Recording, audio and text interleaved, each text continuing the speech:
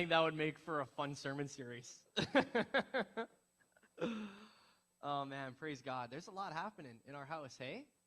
Wow, what a time. What a time to be together. What a time. You may have noticed I'm dressed a little casually today. I thought I'd just get it out of the way. It's, you guys are lucky. My wife wouldn't let me wear my Canadian flag. She took the tattoos off my cheek. She's like, you got to class it up for church a little bit. It's like, fair. But last I heard, 10-2, so we're doing well. We're doing well out there, guys. We're hopping back into our series this morning on the fundamentals of faith. How's this series been for you guys? Has it been helpful for you as you're building new rhythms, as you're seeking God through these different facets? I know it has been for me. This morning we're gonna look at the fundamental of faith, the discipline, the rhythm that we call service. Very fun one, service. I want to start with a little bit of a history lesson. St. Francis of Assisi, he was born in 1181 to a wealthy merchant family who made their fortune selling silk. His name today, it isn't remembered for generational wealth. He's not like amongst the Rockefellers or the Carnegies. Right? Instead, Francis, his name is remembered today because he walked away. He renounced money. He renounced power. He renounced prestige. And he chose instead a life of radical simplicity, a life of poverty, and a life of a stubborn insistence that the gospel should actually be lived out in community rather than just debated about in theological circles. That's why Francis's name is remembered today. In his late 20s, he encountered God in a radical way. It changed the direction of his life entirely. He left behind the world of mercantilism, and he started what many of you guys may know, the Franciscan order. Have we heard of the Franciscan order before? You guys are awesome. Franciscan order. Some scholars, this is crazy, okay? Some scholars suggest that in the past 800 years, since he founded this order, they have led over 100 million people to Christ. Praise God. 100 million people to Christ. And they did so not through money or power or prestige or title. They did so through service, through a radical commitment, an often unreasonable commitment to service. So beautiful. One day, I want to tell this story about Francis. He was traveling on the road through the winter and the snow and the freezing rain was coming, and they were on a long walk. He was with one of his apprentices, whose name is Brother Leo. You can find this story in a book called The Little Flowers of St. Francis of Assisi. And they're on this walk through the bitter cold, and Leo begins to question Francis. He says, Francis, where is perfect joy? Where do I find it? How do I grasp it? How do I bring it into my life? Francis responds that perfect joy is not found in the accumulation of knowledge. Perfect joy is not found in just acquiring wisdom. It's not found in the memorization of Scripture. It's not even found in the gifts that we are given, the gifts of prophecy or tongues. Perfect joy is not found there. Great though these facets of our religion are, Francis says, perfect joy is not found there. I love this because I'm a kind of a dramatic person, but Leo says, well, in God's name, where can perfect joy be found? I demand it. In the name of God, can I find perfect joy? Leo asks, exasperated. To his surprise, Francis begins to list the most humiliating, the most self-abasing experiences he can imagine. And each time he adds, perfect joy is found there. He concludes by saying this. It's already up. So good.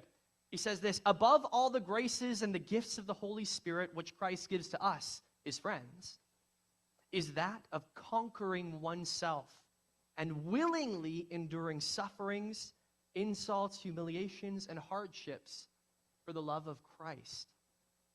Wow. It's a hard message for us. It is for me. Can't perfect joy be found in the things that we like? Can't perfect joy be found in excelling at your profession or at perfecting your craft, your hobby, whatever that may be?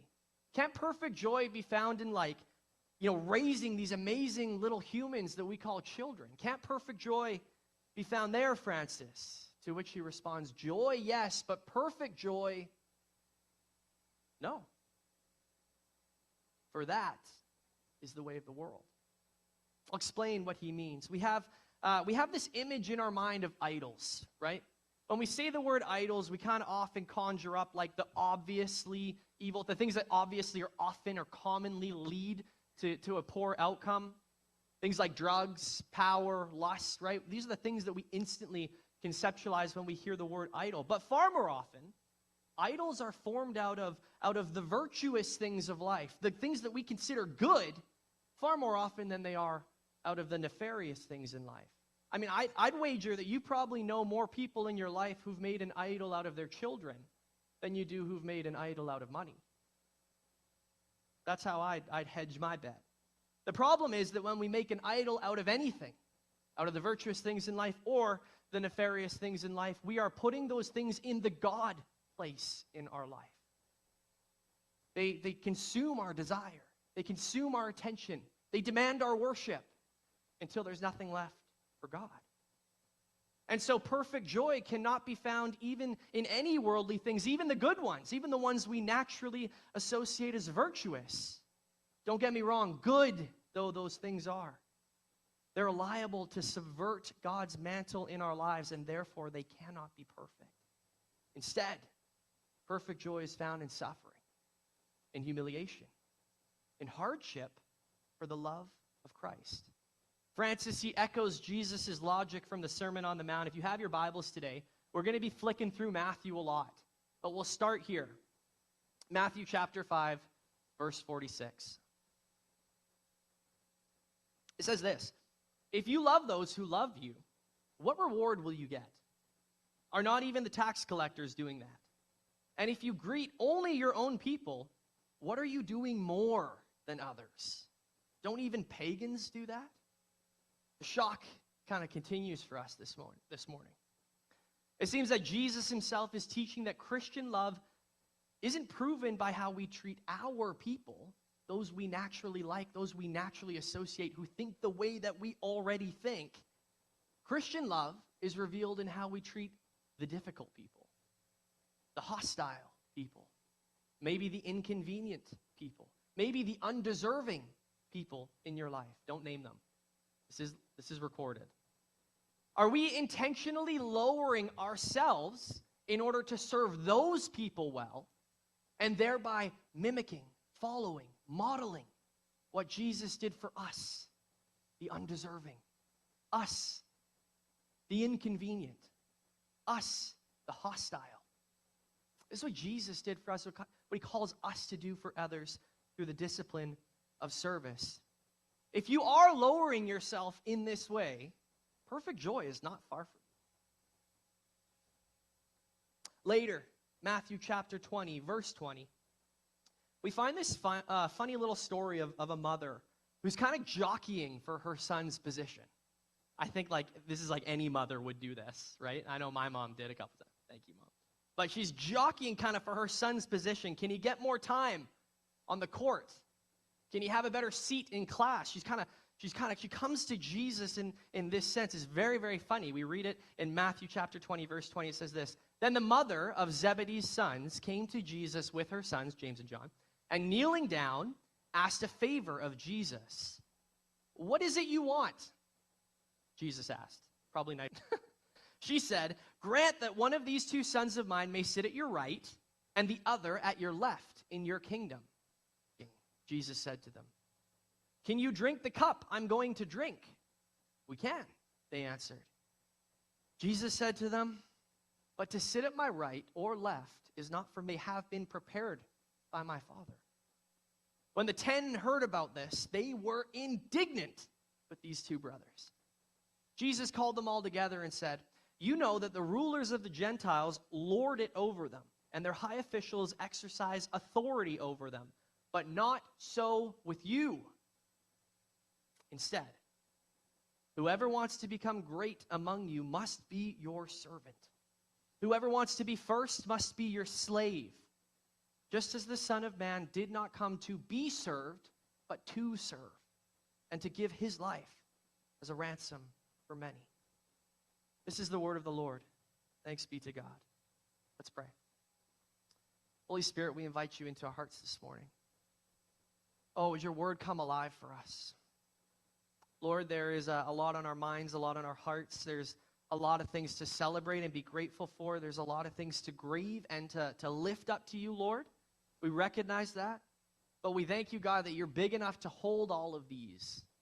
You're big enough to hold our emotional states, our wayward hearts, whatever it is, whatever state we've come in this morning. Just ask, Lord, that you would meet us in that place. You'd speak to us. That you'd draw us closer to you. Would it sink deep into our heart, like not just like a good word? We've had enough good words in our country, but God, would it result in Christ-modeled followers? Lord, would we look for opportunities of service as we leave this place? Would your Spirit guide us into that? In Jesus' mighty name we pray. Amen. Amen.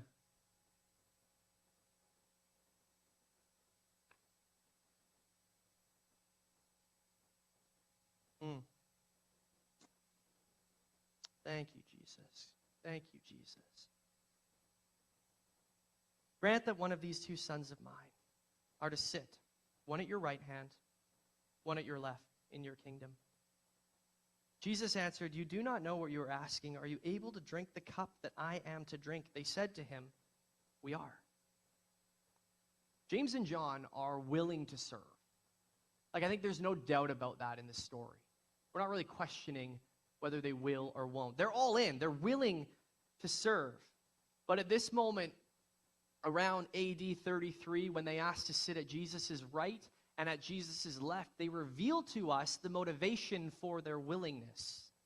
They reveal to us the motivation for their service. I'll serve you, Jesus. I'll even die for you, so long as the reward is big enough. So long as the title reflects the sacrifice. Grant that we may sit at your right and at your left. This isn't the kind of service that Francis talks about. This isn't the kind of service that conquers the self. It's actually the kind of service that quietly inflates the ego.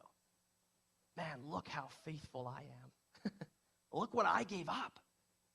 This is the service that's performed with an eye on the applause. In modern times, we might use this word virtue signaling.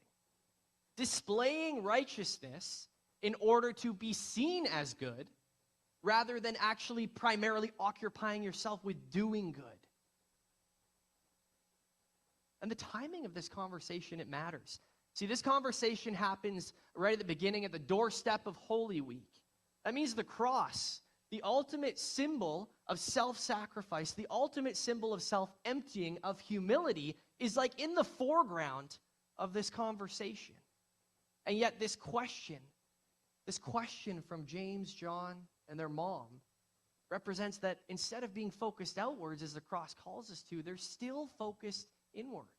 They're oriented towards the self, even a week before the cross, even here, even now. Now, before we come down too hard on these disciples, I think we should pause for a second. Because if we're honest, maybe there's a part of us who can relate with some skewed motivations that the disciples may have. This isn't just a their problem, it's a problem of the world. What we call the natural order of things, survival of the fittest, our sin nature quietly bending us towards ourselves, curving our self-interest on me at almost any cost. I'll die for you, Jesus, so long as the reward is big enough. We don't have to be taught to look out for ourselves, right? Like that comes naturally. What doesn't come naturally is the service, is self-forgetting service. It's a discipline. It's something that needs to be worked into us. What doesn't come naturally is humility. Humility, it needs to be learned. And as many of you know, it's often painful, slow, and I'd say it's always subconscious. One author, he puts it like this, Richard Foster, in his book, Celebration of Disciplines, he says this: to think we have humility is the sure evidence that we do not. Humility is a virtue that God works into our hearts painfully, slowly, over the span of our lives, and always subconsciously. Jesus said to them, "You will indeed drink from my cup, but to sit at my right or to sit at my left is not for me to grant. These places belong to those whom they've been prepared for by my Father." Jesus is honest with James and John. You will drink my cup. You will indeed suffer in service to me. James, as we know, he goes on to be the first of the apostles to be martyred for his faith after St. Stephen, who's not an apostle. But we read that story early in the book of Acts. Well, his brother John, he'll go on to live some 60 more odd years, where he'll end up being exiled to the island of Patmos, where he writes the book of Revelations. He says this in Revelations: he's experienced suffering on account of the word of God and the testimony of Jesus. You will indeed drink my cup, whether you live, whether you die, because God calls each of us to different paths, but you will indeed drink of my cup. The deeper question is not, will you suffer in service to me? The deeper question Jesus leaves unanswered is this: will you do it for love of me, or will you do it for love of you?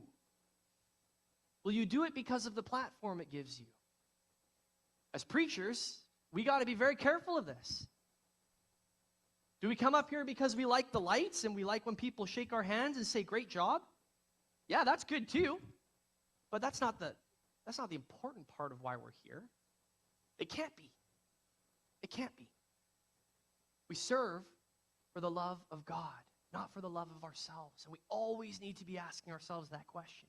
Always reflecting, always inviting the Holy Spirit to guide us into truth. Because, friends, it's so easy.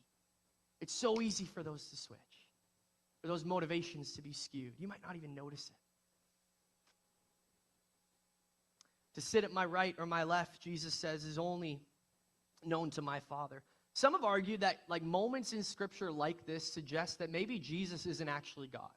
Maybe Jesus is like a prophet, or he's a God, but he's like a pseudo-God, like below the Father. There's something that the Father knows which the Son does not. That must mean Jesus cannot be fully God, as the Christians claim.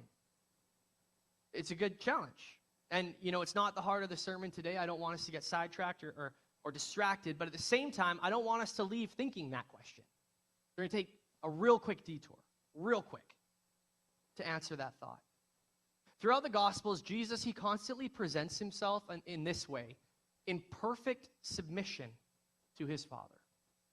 Not because he is lesser to his Father, but because he loves his Father. He does this willfully. He chooses to submit himself to the Father. He places himself under the Father's authority freely and willingly. For us, it's kind of like a weird, challenging thing to grasp. Like, how can I freely and willfully lower myself in perfect submission to another? It's hard for us to grasp. Hints at the theme of service we're talking about this morning. But it's exactly what Jesus models for us. Scripture holds this tension that Jesus is equal to the Father and chooses to submit himself willfully without embarrassment. There's no tiptoeing around it. It's plain as day from the beginning to the end. In the Gospel of John, chapter 14, Philip, he asked this question: "Lord, show us the Father." Jesus responds, "Man, anyone who has seen me has seen the, I am in the, and the is in me." You guys are good. Yeah, that's for you. Well done. Jesus is fully equal in divinity with the Father, and yet he chooses the posture of obedience. He models it so that we can follow it. He does it for us. Jesus embodies humility. He lives service. So what are we to do? How do we practice this discipline of service in a way that honors God and forms us in the same self-conquering humility that Jesus embodied on the cross? How do we follow in his footsteps? Let's continue with Scripture. When the 10 heard about this, they were indignant with the two brothers. Jesus called them together and said, "You know the rulers of the Gentiles lord it over them, and their high officials exercise authority over them. Not so with you. Instead, whoever wants to become great among you must be your servant. Whoever wants to be first must be your slave. Jesus here, he gives us an image, kind of comparing two different kingdoms. He compares the kingdoms of man and the kingdom of God. I'm going to blitz through this because I know you guys know this already, but the kingdom of man, I think, is best depicted in a pyramid. We see this across all societies in some way or another. But it splits up people into different categories. You've got the biggest base, typically often called, offensive or not, called the lower class. And this makes up the masses, those who do the hard work, those who do the heavy lifting, those who are often manipulated, those who are often abused for the sake of power. Then you have the middle class, right? The artisans, the merchants, the scientists, the engineers, whatever it may be, who, you know, they have things a little bit better than those in the lower class, and that's by design, so that they don't join forces and topple the whole thing. Then you have the upper class, the upper echelons, those with the power, those with the money. This is the same pyramid that we see everywhere in society. It's nothing new to us. I'm sure you saw it in grade 5 when you were studying social science. Nothing new here. What is new is the picture that Jesus gives us of the kingdom of God. He says, all of this, not so with you. Not so with you. We do not practice a system that just accepts abuse. We do not practice authority in a way that bakes in a power structure. No, Jesus, he flips this on his head. He says, instead, whoever wants to become great among you must be your servant. Whoever wants to be first must be your slave. Jesus flips the power structure on its head. He reorients the pecking order. Just as the Son of Man did not come to be served, but to serve. And notice, like, it's not Christ, Christians, everybody else. It's Jesus, the world. For God so loved the world, all of us, made in his image, bearing his essence. Jesus flips this power structure on its head. This is often coined by this phrase, the upside-down kingdom of God. It's the foolish things of the world shaming the wise. It's power perfected in weakness. It's winning by dying. It's being the greatest by being the least. It doesn't make sense to the world. It's not what the world lives according to. Jesus says, not so for you. It's hard to imagine, like, I don't know if you can. If you can, I don't know. I'll give you a chocolate bar. I can't imagine, like, a greater role reversal than the creator of the universe dying as a criminal. Like, I can't fathom or picture a bigger leap, a bigger inverse of creator to criminal, and yet that's exactly what Jesus does. Jesus did not enter into time and into material in order to just overthrow the existing order of things and place himself on top, start a new kingdom, one that'll last forever. That's kind of what those of the Jewish faith were expecting, right? They thought, great, we'll have this earthly kingdom. It'll be like God, the Jews, everybody else. Jesus says, no, that's not why I'm here. That's not why I came. I came to subvert every expectation of what you thought my kingdom would look like. I came to redefine authority altogether. And don't miss this. It's not that Jesus abolishes leadership. It's not that he abolishes authority. We aren't called to be anarchists. It's that he redefines it. He redefines authority. What's important to see is that Jesus isn't redistributing the pecking order. He's changing it entirely. Not so for you. Authority is no longer to be defined by one's title, but instead, as one author puts it, by a towel. How low are you willing to go? How much are you willing to serve? How much can your ego take? Jesus redefines authority, not in a title, but in a towel. Nowhere is it more visible than in this beautiful display of cleaning his disciples' feet.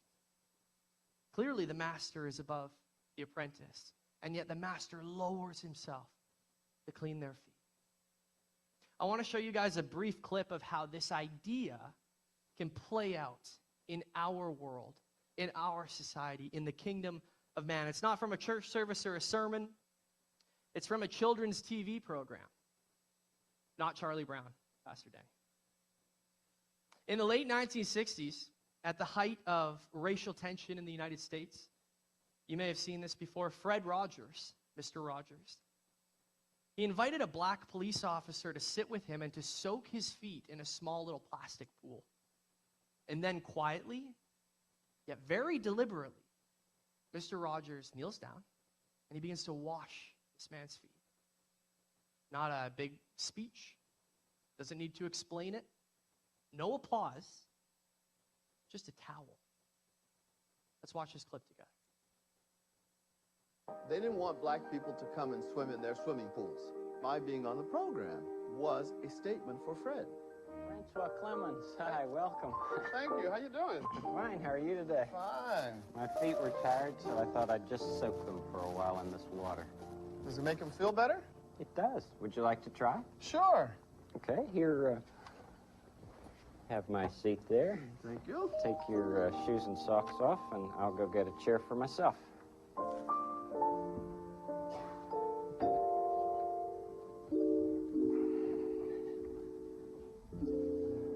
It's a surprise to see you here today. Well, I've been filling out over at the precincts for a couple of days while Joe's away on vacation. Here, pull those up. Ah, Doesn't that feel that good? does feel good. With us? Can I help you here? Thank you. All Did you ever take a bath in a little pool like this? I when sure you were a little did. boy? My brothers and sisters and I all did. Thank you. There's a special feeling about this. Well, I've got to get back to work. Thank you for the relaxation. Thanks for sharing it with me, and thank you for your song. Hope My to see you pleasure. soon. All right. Bye, France. Bye-bye.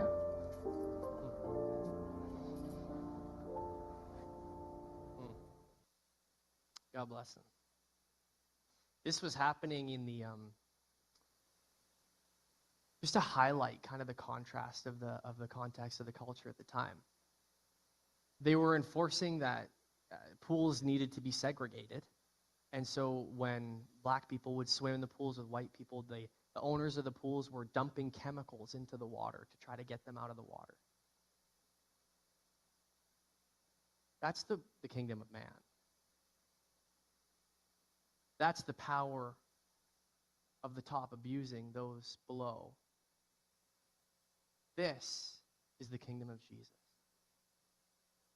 Not reinforcing structures, abolishing them and redefining it. It may seem silly for us today, or I just think it's so beautiful. It's not power asserting itself. It's not status being defended. But in that moment where he bends down to wash his feet, to dry his feet, he's restoring dignity to his friend through the discipline of service. How can we be a people that restore dignity to others through the discipline of service? At this point, maybe you're thinking, okay, laid it on a little thick, I get it. The heart posture behind service is the key to conquering the self. We're all on the same page. But what are some practical ways that I can employ this discipline in my life? There's a trillion different ways. But I just want to highlight 3 postures that we could walk into this with. The first one, I say prepare yourself to be inconvenienced. You're busy people, and you have important things to do. You do. I'm not saying that in a trite way. You have stuff to do that matters. And often, sometimes we kind of prefer like the inward disciplines, right? Like Bible reading or meditation or fasting or these things that are inward, because we can kind of schedule them in. Like I know Sundays I'll fast, or I know like I'll do my Bible reading before I go to bed every night. I can get that on the calendar. But it's not so with the outward disciplines, of which service is one. Service at its core, it is an outward discipline. You cannot serve others unless you actually engage with others, and sometimes that's inconvenient. That engagement, it'll rarely come when you want it to. right? Service, it interrupts. Service, it refuses to be penciled in neatly into the margins of your calendar. Service requires us to place another's needs above our own, often in the very moment that we really want to protect our time. Like, I'm running late to work, got to do X, Y, Z, got to get dinner started. Those are the moments when Jesus is going to say, okay, how important is this other person actually to you? What's the cost? Sometimes inconvenience is small, right? Your plans are delayed, your evening's disrupted. Other times it's actually very costly. It demands your emotional energy. It demands your patience. It demands your sacrifice in a way that you didn't intend to give that day. I think of like the Good Samaritan on the road from Jerusalem to Jericho. There lies this beaten man, and not just a beaten man, but like a beaten enemy, one who he shouldn't even relate with according to the cultural context of the day. And yet he stops. He gives his time, he gives his money, he gives his reputation in order to serve another and serve him well. Whether the interruption is small or significant, service almost always asks this question first. Are you willing to be interruptible? Number 2, prepare yourself to receive no glory. Sounds obvious. I think it actually takes like an intentional moment to remind yourself, it's not for me. That's how God can use me in this moment. To use biblical language, maybe, prepare yourself to not let the right hand know what the left hand is doing. This is a tough one for us because we're trained culturally to seek like immediate gratification. Great job. As Christians, we're called to do everything unto the glory of God, not unto the glory of ourselves. If I find myself calling my wife home, or calling my wife on the way home, to tell her I just bought a homeless man lunch, as good as that act may be, I've already begun to miss the point. In telling her, I'm subtly hoping that her image of me will change. Wow, he's becoming nicer. He's becoming more compassionate. Look at how interruptible he is. Wow, I married a good one. Amen. You see how that works? Maybe it's not the overt intention of why I'm calling my wife, but it's certainly a piece of the pie. I'd be lying to myself if I said it weren't. What if instead I acted for an audience just of one? What if I did good knowing it might carry absolutely no reward on this side of heaven? No personal gain. That is the kind of service that we're called to, and it's the kind of service that requires us to be rewired a little bit. We aren't born into this. We don't naturally arrive here. We need the Holy Spirit to work into us a genuine belief that God is actually enough. I love to quote Foster again what he says on this. It's just so much better than anything I can think of. He says this: nothing disciplines the inordinate desires of the flesh like service, and nothing transforms the desires of the flesh like serving in hiddenness. The flesh, it whines against service, but man, it screams against hidden service. It strains and pulls for honor and recognition. It will devise subtle, religiously acceptable means to call attention to the service rendered. But if we stoutly refuse to give in to this lust of the flesh, we crucify it. Every time we crucify the flesh, we crucify our pride and our arrogance. Imagine how perfectly joyous we would be if we simply had no ego left by which to be offended all the time. Maybe Francis was onto something. Maybe perfect joy is in suffering and humiliation and service for the love of Christ. Third point and last point. You'll welcome the band up at this time as well. Prepare to be inconvenienced. Prepare yourself to receive no reward. And lastly, prepare yourself to choose the low place. choose the low place. I think our modern day equivalent to St. Francis would be Bob Goff. If any of you know of Bob Goff. Amazing man. If you've read his work before, it's just so beautiful. He aligns so well with this idea that we are to choose intentionally the low place, and the effect of it is so palpable in his life. You've never met a guy who's more full of joy. He oozes it. And it's like tangible. It's like infectious. You can be having the worst day of your life. You just see this guy flash his pearly whites at you, and man, you feel the joy of the Lord. He intentionally chooses the low place. He tells this story of a practice that he does in order to serve others better. He says, whenever I'm in the grocery store, I intentionally choose the longest line. What? Not me. Self-checkout, baby. He intentionally chooses the longest line, not to be heroic, not to make a point, certainly not to draw attention to himself, right? As we've said, that already defeats the purpose. He doesn't announce it. He doesn't explain it. He just simply steps into the obviously longer line. Why? Why does he do this? Sometimes people will kind of notice, they'll smile at him, say thank you. Sometimes they don't. They just step in because they're busy. They got stuff to do. They take his place. It's such a small thing, right? Such a small thing, but it's exactly the kind of choice that Jesus calls us to. Not insisting on our place in line, but instead quietly creating space for another. I don't know what that person is doing. I don't know what they're up to. I don't know where they're going. Doesn't matter. I'm going to serve well today. The question becomes for us, how might we shape our lives and our rhythms in a way that intentionally de-optimizes? How do we de-optimize our comfort, the speed at which we do things, our self-interest, for no other reason than that others might benefit?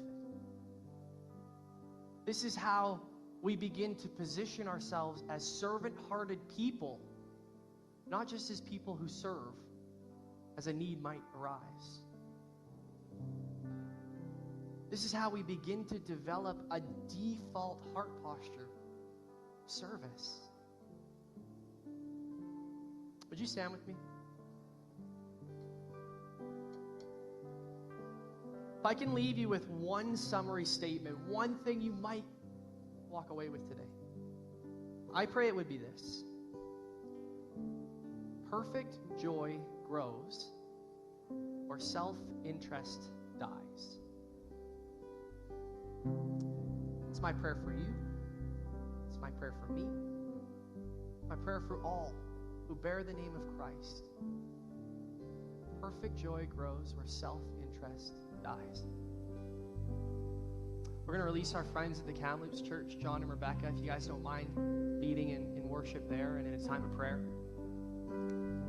And we're going to take an opportunity here. I'm just going to pray for us.